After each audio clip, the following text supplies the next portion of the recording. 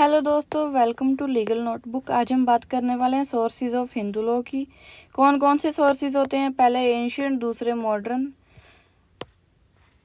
Introduction पर आते हैं। इंट्रोडक्शन में क्या बोला गया है कि जो सोर्सेज ऑफ लॉ हैं उनकी भी काफ़ी वेराइटीज़ हैं। जो सोर्सेज ऑफ लॉ है वो कोर्ट के कंडक्ट, जो कोर्ट होते हैं उनके कंडक्ट की नॉर्म्स को इशू करती हैं कि कोर्ट कैसे काम करेगा, कब काम करेगा, कैसे कोई फैसला लेगा। जो सोर्सेज ऑफ लॉ हैं उन्हें as a creator of legislation भी माना जाता है कि इन सोर्सेज के अकॉर्डिंग ही लेजिस्लेशन बनाई जाती है और इन्हीं के अकॉर्डिंग ही रूल्स एंड लॉज डिराइव्ड होते हैं। इन्हीं के अकॉर्डिंग ही रूल्स बनाए जाते हैं, लॉज बनाए जाते हैं। इनको ही लीगल एविडेंस माना जाता है। जैसे कि पहले के समय में ये श्रुति, स्मृति है ना, वेदास, इन सभी को ही माना जाता था। अब जैसे काफ़ी स्टैट्यूट्स आ गए हैं, आईपीसी, बीएनएस, कॉन्स्टिट्यूशन आ गए, हिंदू लॉ, फैमिली लॉ, मुस्लिम लॉ, है ना। पहले ऐसे नहीं होता था। जो सोर्सेज एंशियंट होते थे ना उन्हीं को ही माना जाता था प्राइमरी सोर्स। ओरिजिन की बात करें तो इनको डिवाइन लॉ माना जाता है। ये कहा जाता है कि भगवान ने खुद आकर मनुष्य को ये सारा ज्ञान दिया है, ये सब कुछ बताया है। इनको दो भागों में बांटा जाता है, ancient sources and modern sources. ये चार्ट बना हुआ है। अगर आपके एग्जाम में, अगर आपको नोट्स बनाने हैं या कोई भी कंपेटिटिव एग्जाम की तैयारी करनी है तो जो मैंने यहाँ पे नोट्स दिए हैं बस इतने ही लिख लेना। आपके एग्जाम में भी सही है और कहीं भी सही है। ये चार्ट को तो कंपलसरी आप वहाँ पे मेंशन कर देना। एंशियंट में आते हैं श्रुति, स्मृति, कमेंट्री एंड डाइजेस्टिव। कस्टम आते हैं। मॉडर्न में आते हैं जुडिशियल डिसीजन, जिन्हें हम प्रेसिडेंट भी कह देते हैं। Legislation and equity, justice and goods conscience. आगे हम बात करेंगे सबसे पहले एंशियंट सोर्सेज की। एंशियंट सोर्सेज में तीन प्राइमरी हैं, श्रुति, स्मृति एंड कस्टम। श्रुति को हम वेदास भी कह देते हैं, स्मृति को धर्मशास्त्र कह देते हैं। ये तीन प्राइमरी सोर्स हैं। उसके बाद आते हैं कमेंट्री एंड डाइजेस्टिव। श्रुति पर आते हैं। श्रुति को कहा जाता है consider to be a divine law, है ना। कि जो पुराने समय में हिंदू सेजिस होते थे उन्होंने इतनी ज़्यादा स्पिरिचुअल हाइट्स गेन कर ली थी ना, इतनी ज़्यादा, मतलब कि उन्होंने, है ना, भगवान के नज़दीक हो गए थे कि उनकी सीधी डायरेक्ट कम्युनिकेशन स्टार्ट हो गई थी भगवान के साथ। और भगवान ने उन्हें खुद बताए थे, ये सीक्रेट लॉज उन्हें खुद बताए थे। और इस रिवेलेशन को उन्होंने श्रुति और वेदास में नोट किया। श्रुति का मतलब है कि व्हाट वी हेard, जो हमने सुना। अब जो उन्होंने भगवान से सुना उन्होंने उसे एज अ श्रुति में रख लिया। The term Shruti stand for Vedas, जैसे ऋग्वेद, यजुर्वेद, सामवेद, अर्थवेद। ऋग्वेद को सबसे मेन माना जाता है, प्राइमरी माना जाता है। They deal with various ritual, ceremonies and sacrifices. इन वेदों में, इन श्रुतिज में रिचुअल्स के बारे में बताया गया है, सेरेमनीज के बारे में बताया गया है, सेक्रीफाइसेस के बारे में बताया गया है। Since Vedas are said to be contain the voice of God, they are considered to be a fundamental or the primary source of law. इन्हें फंडामेंटल और प्राइमरी सोर्स माना जाता है। The Shruti is considered to be a fundamental source of a Hindu law, कि Hindu law में इन्हें fundamental माना जाता है, इन्हें मेन माना जाता है। The Vedas are said to be a source of knowledge. इन्हें नॉलेज माना जाता है कि जो भी हमें नॉलेज चाहिए, जो भी हमें ज्ञान चाहिए वो हम इनसे ले सकते हैं। अब स्मृति का क्या मतलब है कि व्हाट वी रिमेंबर्ड। अब उन्होंने सुन तो लिया, अब सुनने के बाद ये तो होता नहीं है कि हमें सब कुछ याद रह जाए। अब जितना उन्हें याद रह गया वो उन्हें अपनी मेमोरी की हेल्प से, अपनी याददाश्त की मदद से, अपनी खुद की अपनी भाषा में लिखेंगे, आसान भाषा में लिखेंगे, तो उसे हम कह देते हैं स्मृति। Traditionally, Smritis contain those portion of Shrutis which sages forget in their original form and ideas. अब स्मृति में वो पार्ट आता है जिन्हें सेजिस भूल गए होते हैं कि ओरिजिनल में क्या था, बट उन्हें ये कंसेप्ट याद होता है और उसे वो अपने भाषा में और आइडिया में लिख देते हैं। Thus, Smritis based on the Shrutis, but they are human work. अब श्रुति तो हो गए भगवान के डिवाइन पावर के, जो भगवान ने खुद बनाया था वो हो गए। स्मृति हो गया कि जो एक आदमी का काम है। श्रुति हो गया भगवान के द्वारा बताई हुई चीज। स्मृति होगी कि जो भगवान ने तो बता दी थी, पर उन्हें अब अपनी भाषा में उन्हें एक्सप्लेन किया गया है। इन स्मृति इट कंटेन्स धर्मशास्त्र एंड धर्मसूत्रा। धर्मसूत्रास में क्या बताया गया है कि ये प्रोस एंड वर्स में लिखा गया है, एज अ जैसे पोइम होती है वैसे लिखा गया है।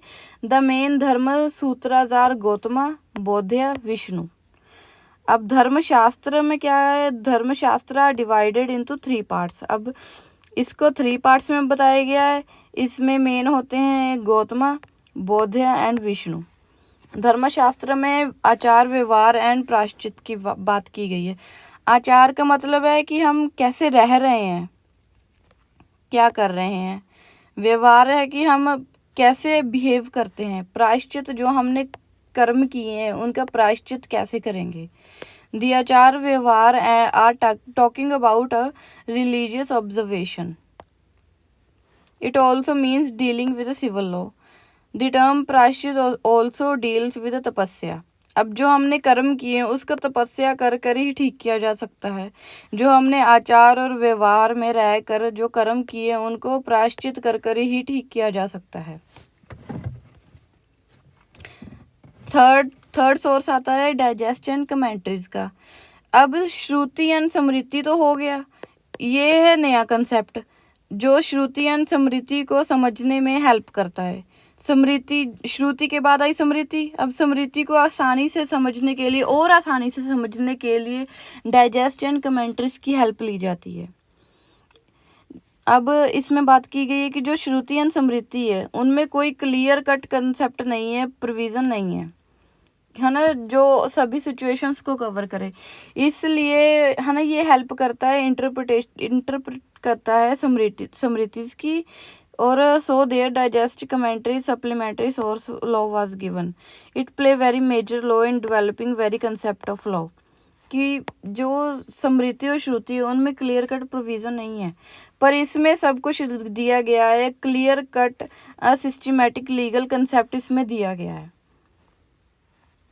श्रुति को समझने के लिए, स्मृति को समझने के लिए।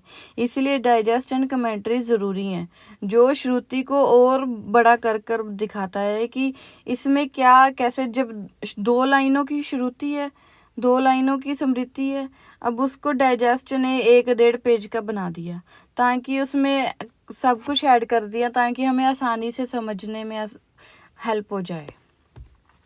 इसके बाद आते हैं कस्टम। ये भी प्राइमरी सोर्स है। कस्टम में क्या बताया गया है कि in India custom is most widely used recognized source of law. Custom were valued in all Shruti and Smriti. अब जो श्रुति एंड स्मृति है वो भी तो धर्म में से ही निकला है, भगवान ने खुद बताया है, तो कस्टम को भी मेन माना ही जाएगा। In a modern law before a custom can be enforced by a court it is necessary to be proved the existence of a custom.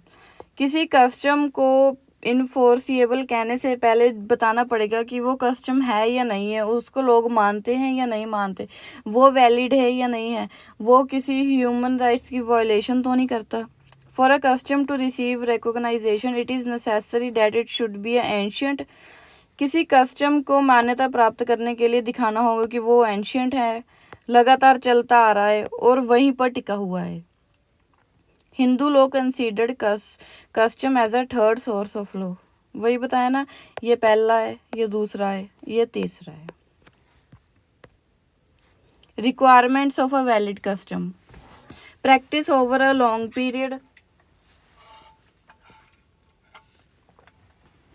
ये लगातार चलते आना चाहिए, लंबे समय से लोग इसको फॉलो करते होने चाहिए। It must not be immoral और अनएथिकल। इमोरल और अनएथिकल नहीं होना चाहिए, इसको ऐसा एज अ लॉ माना जाना चाहिए। मस्ट बी कंसिस्टेंट, लगातार चलते रहना चाहिए। कोई भद्दा नहीं होना चाहिए, गलत नहीं होना चाहिए। ऐसे नहीं होना चाहिए कि ये देखने में लगे कि ये गलत हो रहा है, भाई ऐसे नहीं होना चाहिए। Not violation the public policy और law. Not to be discarded, ख़त्म नहीं कर दिया जाना चाहिए वैलिड कस्टम होने के लिए। Type of custom. Local custom, जिनको एक particular location, geographic specific geographic location के लोग मानते हैं, उसे कहते हैं type of custom. Family custom है होता है जो एक फैमिलीज में चला आ रहा होता है, generation by generation. Caste and community custom होता है जिन्हें एक स्पेसिफिक कास्ट और कम्युनिटी के लोग मानते हैं, उन्हें पूजते हैं, है ना, कस्टम को फॉलो करते हैं, उसे कहते हैं caste and community custom. Modern source, many changes were made to Hindu law after the arrival of Britishers के आने के बाद काफ़ी चेंजेस हुए। मॉडर्न सोर्सेज आए हिंदू लॉ में। 3 मॉडर्न सोर्सेज आए, equity, justice and good concise, president, legislation. President को हम कह सकते हैं जजमेंट्स। सबसे पहले बात करेंगे equity, justice and good conscience की। इन्हें नेचुरल लॉ भी कहा जाता है। तो sorry, equity, justice and good conscience, इन्हें नेचुरल लॉ भी कहा जाता है ज्यूरिस्प्रूडेंस में। पहले हमने बात की थी ना कि सोर्सेज की बात ज्यूरिस में भी की गई है। ज्यूरिस में ऑथर्स ने इन्हें नेचुरल लॉ कहा है। The equity, justice and good conscience as a source of law was in modern time. Modern time में इन्हें सोर्स ऑफ लॉ माना जाता था। In the beginning of British administration इनका ओरिजिनेट हुआ। The charter of several high courts by British government directed that when the law is silent on several matters they will be decided the case in accordance with the justice, equity and good conscience।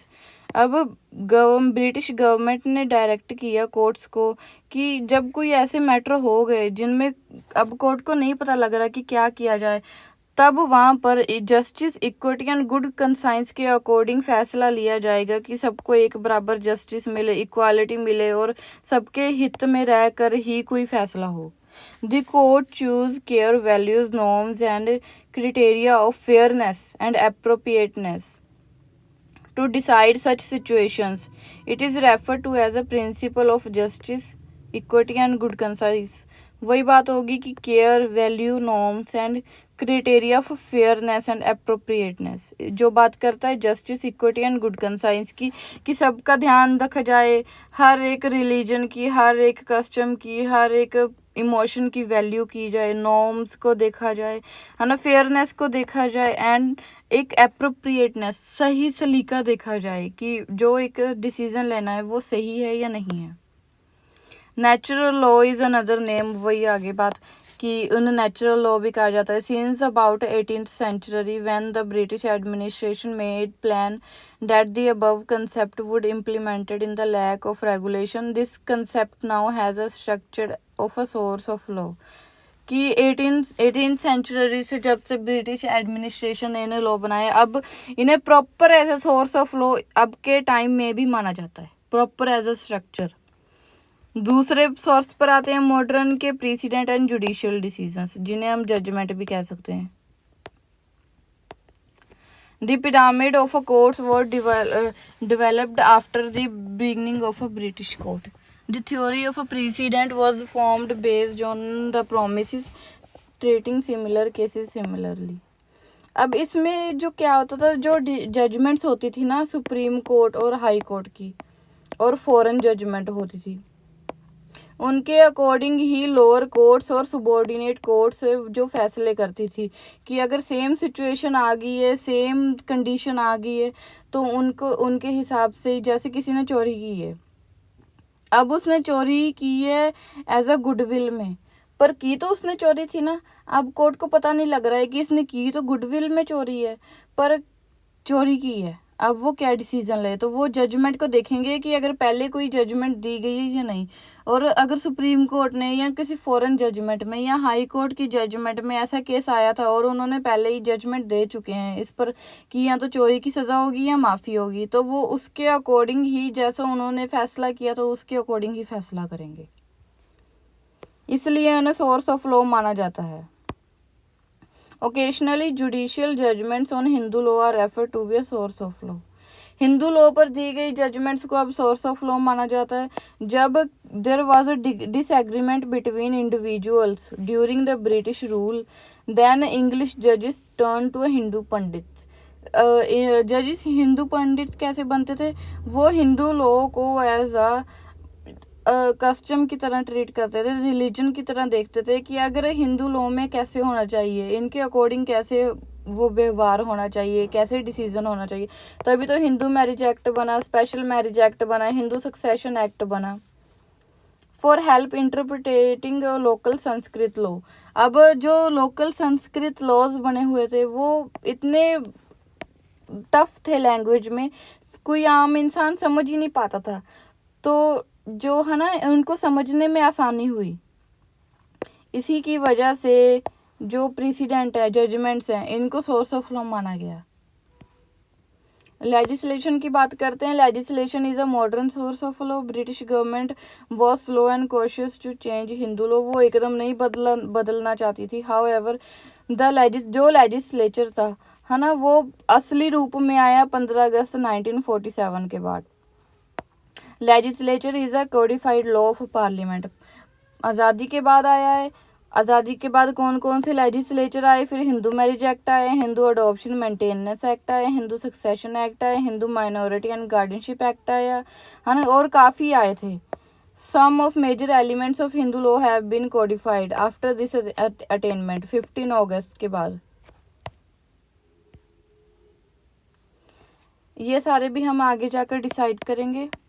इन सब के notes भी मैं आपको provide करूँगी अगर आपको चाहिए। अगर आपको किसी स्पेसिफिक वीडियो के, सब्जेक्ट के, टॉपिक के नोट्स चाहिए तो आप कमेंट में बता सकते हैं। Thank you for watching. Please like, share and subscribe to Legal Notebook. Bye bye.